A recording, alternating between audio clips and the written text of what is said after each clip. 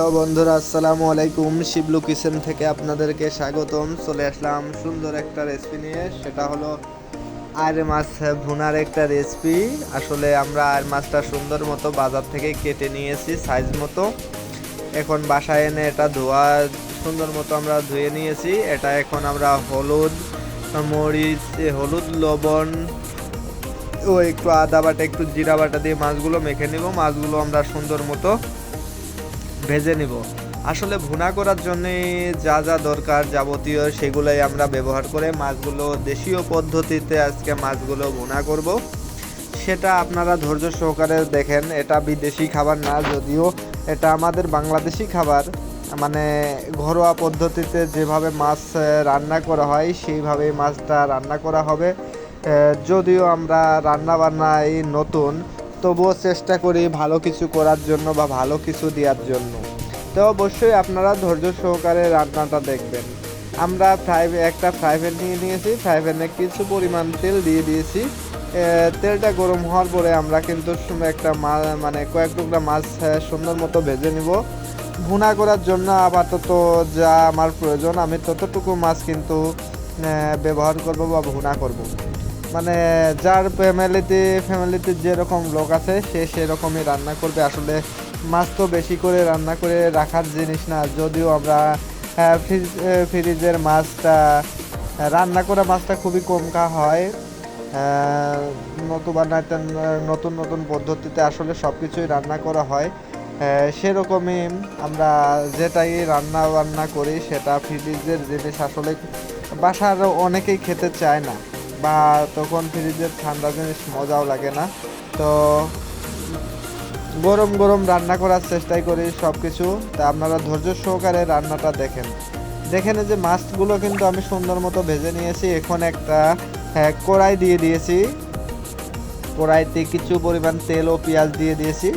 পেঁয়াজটা যখন বাদামি কালার হয়ে আসবে তখন কিন্তু মেনলি আমি আর মাছের ভুনার একটু মশলাগুলা দিব।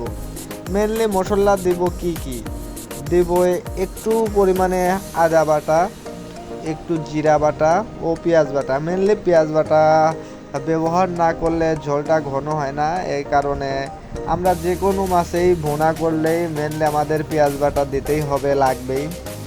যদিও পেঁয়াজের দামটা এখন একটু বেশি, তবুও চেষ্টা করি। আগে যদি 1.5 কেজি খেয়েছি, এখন হয়তো 1 কেজি লাগবেই।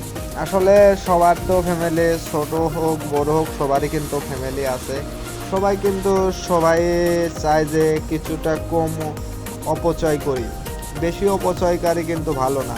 তবুও চেষ্টা করতে হবে, যার ফ্যামিলিতে যেরকম সেরকম খরচ করতে হবে, আয় বুঝে ব্যয়। তা যাই হোক, ওটা বিষয় না। বিষয়টা এখন রান্নার।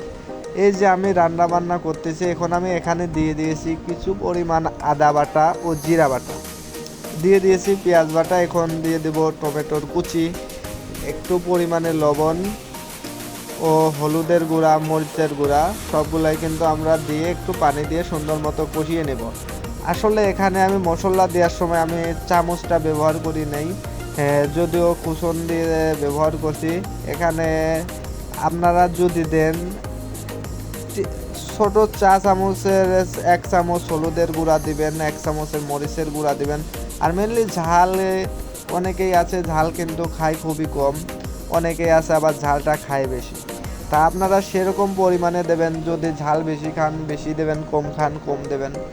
কাঁচা মরিচ 2-1টা যদি উপরে দিয়ে দিতে চান, একটা স্মাইল আসে বা গ্রান আসে কাঁচা মরিচের, যে গ্রানটা, সেই গ্রানটা হলে কিন্তু মানে খাইতেও মজা হয়। আর যেভাবে মাছটা আমি ভুনা করব খেতেই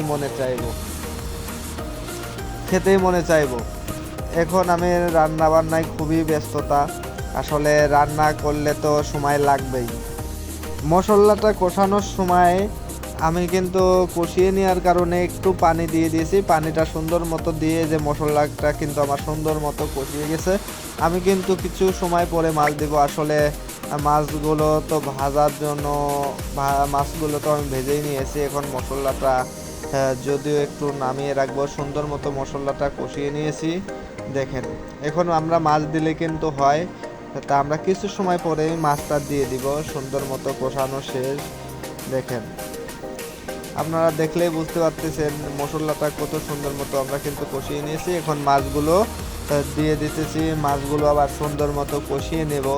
আসলে এরকম মাছ, ভুনা মাছ যদি আপনারা খেতে চান বা খেতে এরকমভাবে রান্না করেন, অবশ্যই অবশ্যই আপনি যারা 1 প্লেট ভাত খাইতেন, অবশ্যই আপনাদের 2 থেকে 3 প্লেট ভাত খেতে পারবেন, যে খাইতেও চায় না। আসলে এরকম মাছ রান্না সবারই প্রিয় বা পছন্দের। মাছগুলাও কিন্তু আমি বেশি কড়া মতো ভেজে নিই নাই, হালকা ভাজা দিয়েছি, যার কারণে মাছগুলোও কিন্তু নরম নরম থাকবে। দেখা যাচ্ছে কষানো মাছ আলাদা, ভাজা মাছ আলাদা। ভাজা মাছের স্বাদ একটা, কষানো মাছের স্বাদ একটা। অনেকেই কিন্তু আবার কষানো মাছটা বেশি ভালো পছন্দ করে, আবার অনেকেই কিন্তু কষানো মাছ খেতে চায় না ভাজা মাছ ছাড়া। তা এক একজনের খাবারের রুচি এক রকম। তা অবশ্যই আপনারা যদি যেভাবেই খাক, এরকম যদি কষিয়ে মশলাটা কষিয়ে মাছটা ভুনা করেন, অবশ্যই আপনাদের খেতে মনে চাবে। যদিও আমি রান্না বান্না আগে যাই পারতাম, এখন কন্টিনিউ কম বেশি করতে করতে আপনাদের কিছু অভিজ্ঞতা নিতে নিতে এখনও আল্লাহর রহমতে যথেষ্ট পরিমাণে ইনশাআল্লাহ পারি। 2-4-10 জনের খাবার রান্না করতে আমার কাছে এখন বিষয় না, যদিও চেষ্টা করি ভালো করার। তো আপনারা ভিডিওগুলো দেখবেন, যে একেবারে রান্না পারেন না, অবশ্যই এই ভিডিওগুলো দেখে আর রান্না বান্নার কিছু নিয়ম কানুন ফলো করবেন। রান্না বান্না সেরকম কষ্টের কোনো বিষয় না, যদি থাকে গ্যাস। আর যদি না থাকে গ্যাস, চুলার ধারে ঘুমায়া যাবেন। আমার মতো দেখেন, চুলায় কিন্তু গ্যাস একদম সীমিত, গ্যাসের সিলিন্ডারে রান্না করতেছি আমি। মানে এরকম অবস্থা, ঘুমায় ঘুমায় রান্না করতেছি, যেটা বলার বিষয় না। আমার কিন্তু মাছটা রান্না শেষের ভিতর, মানে শেষ হয়ে গেছে, এক কথা রান্না হয়ে গেছে। আমি এখন কিছু পরিমাণ জিরার গুঁড়ি দিয়ে দিলাম ও ধনেপাতা দিয়ে দিলাম। যে আমার রান্নাটা দেখবেন, অবশ্যই আমাকে একটা লাইক কমেন্ট বা ভিডিওটা শেয়ার করবেন। অবশ্যই লাইক কমেন্ট শেয়ার করবেন, আমার ইউটিউব চ্যানেলটাকে ফলো করবেন। অবশ্যই আমি ভালো ভালো রেসিপি আপনাদের মাঝে উপহার দেওয়ার চেষ্টা করব।